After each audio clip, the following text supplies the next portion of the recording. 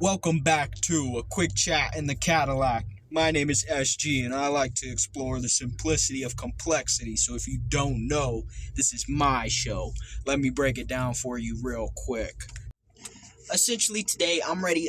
I'm on another level today, but I'm going to talk about something that I probably am not qualified to talk about, at least not to the untrained eye.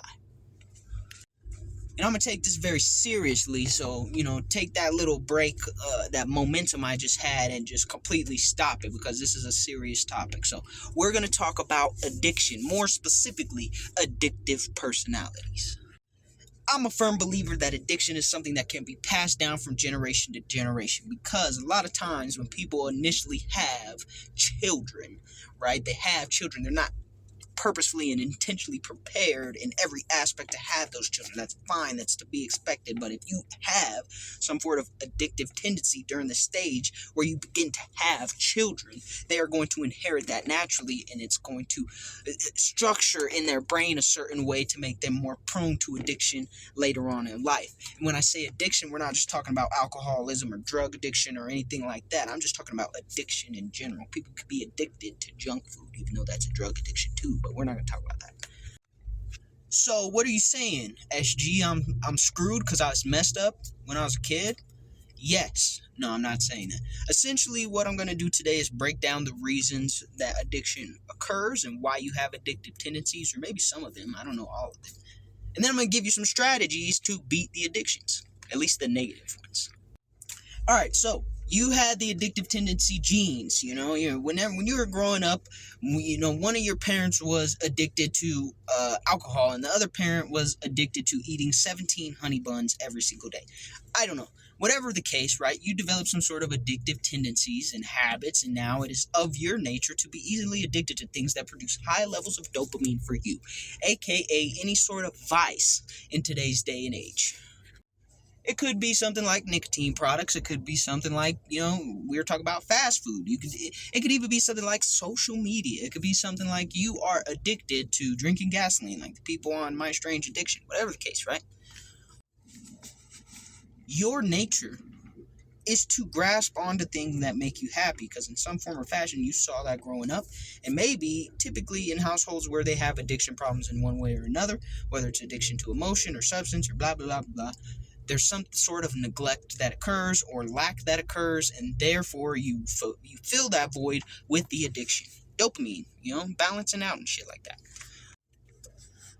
So, my suggestion, maybe not a useful suggestion, but my suggestion is not to say that there's something inherently wrong with you. Okay, I'm not going to say, listen, this is a problem that we need to fix. I'm going to say this is a problem we need to direct. Because the problem is not you, the problem is the way that you're approaching the problem. Are we starting to catch on? Now, people who are addicts have to go to rehab, right? In rehab, they try to teach you about the dangers of your addiction. They try to teach you about the effects of your addiction on yourself as well as those whom you care about. And it's very important to understand, because people who are addicts typically are trying to fill a void selfishly, right? They're trying to fill a void for them, and that's okay to be selfish sometimes, but when you're destructive to others in being selfish, and it's a consistent pattern, and it's almost intentional after a certain point in time, that's when we need to have the intervention. Say, stop, you're ruining our lives and breaking our hearts. Again, I'm being very cavalier about this, but I'm trying to keep it light, because this is a heavy topic. Addiction is meant to fill a void, so the suggestion that is often presented, and a whole lot easier said than done, is to replace the addiction with another form of addiction. But what that requires is for you to rewire your brain in order to perceive the level of dopamine you receive from certain activities differently. Especially if you have some sort of addiction to substances, can be difficult, because substances can have chemical effects on your body and brain. And essentially that's going to require a lot of this. Not intelligence, not wisdom, willpower. Most people are not as strong-willed as we would like to believe. We're oftentimes lacking as much discipline as we think we have, and are incapable, at least in terms of what we think, are incapable of expanding that ability, but we are wrong. In fact, we are probably the most willful beings on this planet when we really put our mind to doing and being exactly that.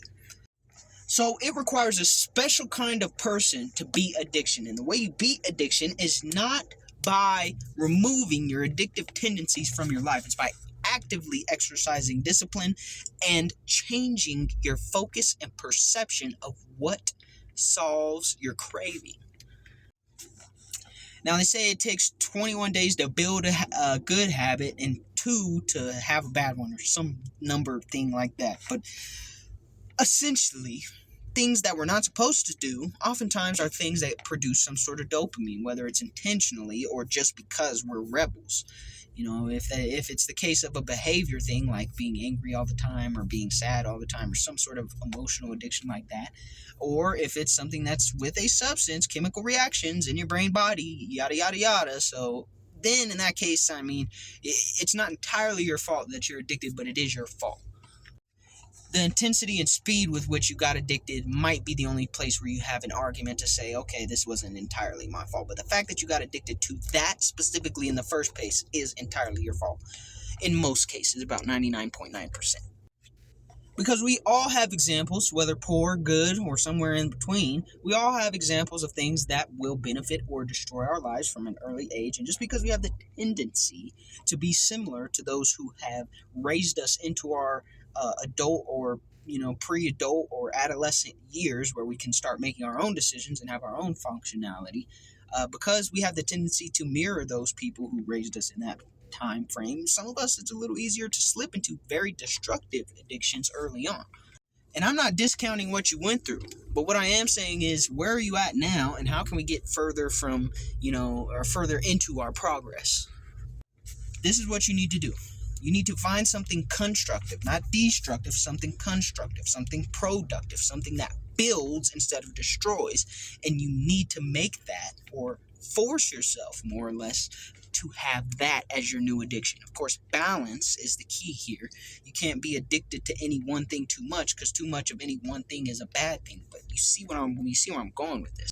In exercising discipline, removing yourself from the old addiction and placing yourself in a new, contained addiction is the best way to go about it, in my opinion. Again, I'm not a psychologist, I'm not licensed for this stuff. So if you want to look at me and say, this guy don't know shit, go ahead and do so.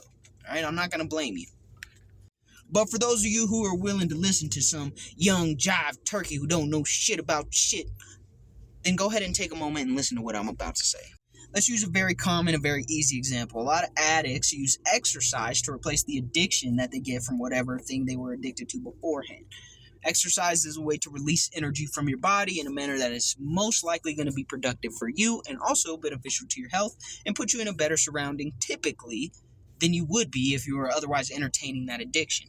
Now, the great thing about exercise is it also produces dopamine and a positive feeling in your body, especially once you start to do it regularly. Maybe not as much the very first time you start exercising, but after that, the more you do it, the better you tend to feel. At least that's the average experience, or the very common experience with exercise.